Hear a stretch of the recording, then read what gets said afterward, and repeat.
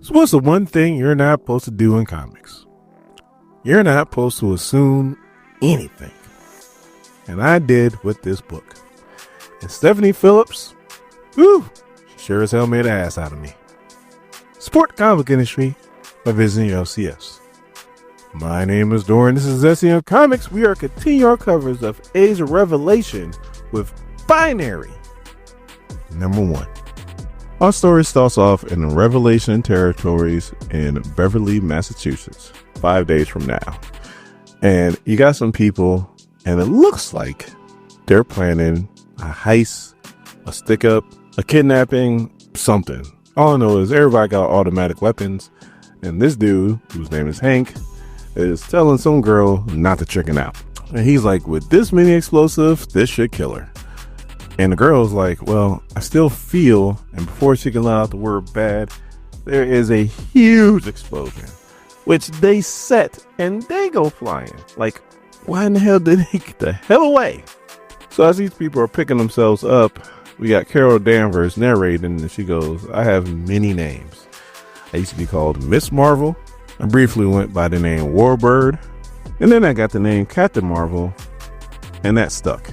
It was so hard for me to call her Captain Marvel because I was so used to calling Miss Marvel, and Captain Marvel in the Marvel Universe, that was Marvel. So it's kind of hard for me at first, but I finally got around to it.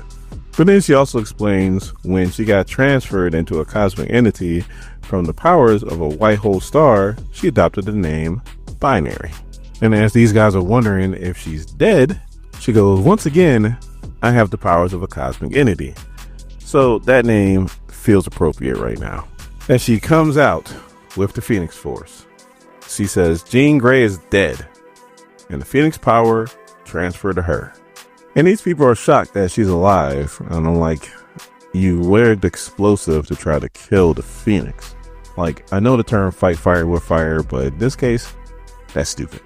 And then we cut to a town hall meeting in present time where the whole town hates her guts. Now, to get you up to speed, pretty much in a nutshell, when Revelation did what he did 10 years ago and created the X virus, I guess at that same time, Jean died and transferred her powers to Carol Danvers, who now became Binary with the Phoenix Force.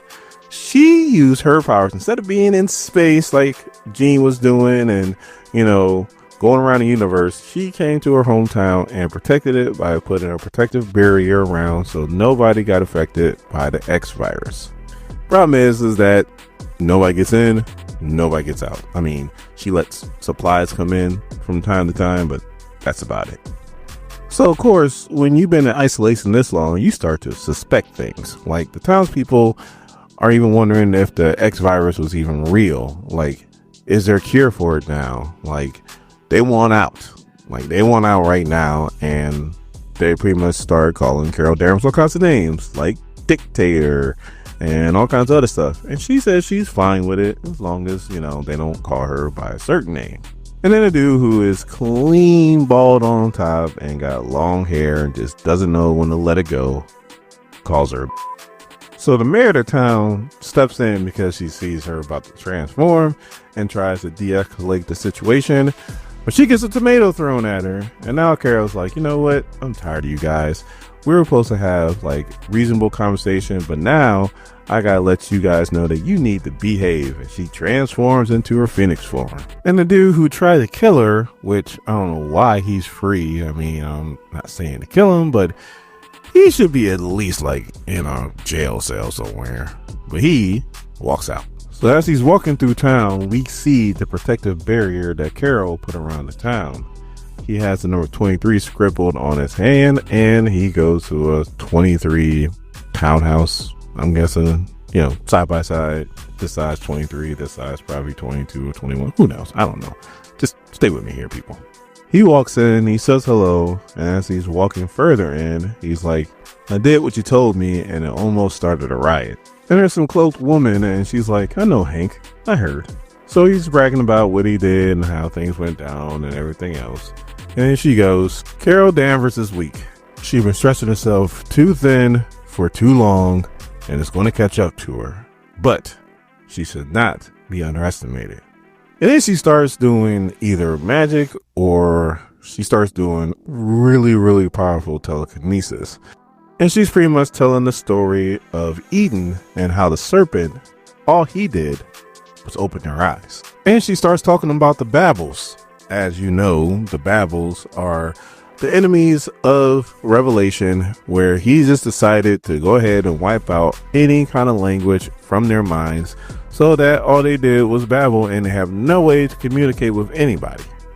But she says that the Babels have still learned to communicate. And she's using her power to actually put a crack in the protective barrier that Carol put up.